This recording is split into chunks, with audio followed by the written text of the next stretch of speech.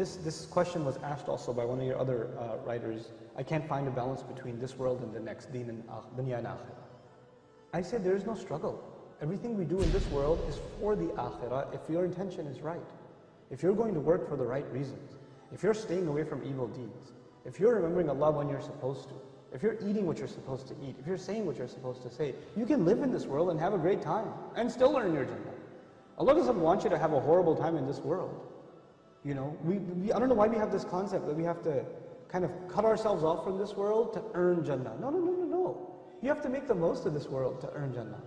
We have very little time on this earth. I mean, half of my life is spent sleeping. And the few hours that I'm awake, take away the time I have to relieve myself, get dressed for work, stay in commute to the job, put in the 8 hours at work, and come back. What do I have, 2-3 hours of free time, technically free time, that I actually have some control over? How about I make the most of that free time? You know, that could change my life. Those few hours that you have free after work, or that commute to work instead of listening to useless news, you know, about the weather and the Dow Jones Industrial Average. How about you listen to something productive in that time? Listen to some Quran, listen to something that will increase your knowledge. Listen to, you know, a good discussion that will help you understand things better. Memorize du'as at that time. Do something more productive. And in your free time, do good things. Make a routine out of going to the masjid regularly. You know, every Isha, you catch every Isha. Before you start your work day, you catch every Fajr in the masjid. Add some small good routines in your life, and how much good will come out of your life is amazing. Another of your listeners asked, how can I improve my character? Step 1, do no harm. Stop doing bad things. Don't talk about adding good deeds until you get rid of bad deeds. You know, you can't talk about giving a patient medicine until you stop the bleeding first. It doesn't make any sense, you know. So you got to stop the entertainment addiction. You got to stop the watching the filth. You got to stop. You got to start lowering your eyes when you're walking down the street, because you're becoming less of a human every time you stare at a woman and you stare at her like she's a piece of meat, like she's an animal. That just means you've lost respect for a fellow human being.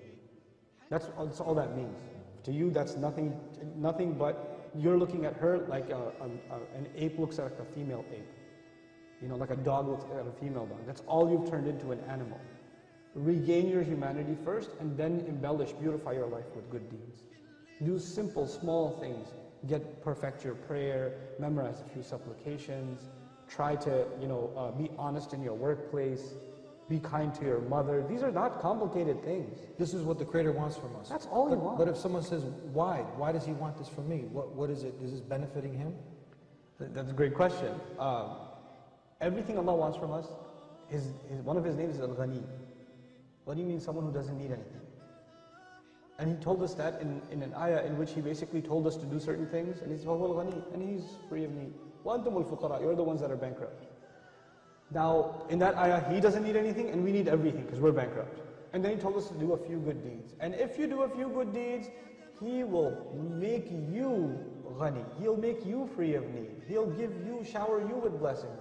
Not only are good deeds beneficial to us because they in and of themselves are like medicine, but they bring with them bonuses in this world and the next world.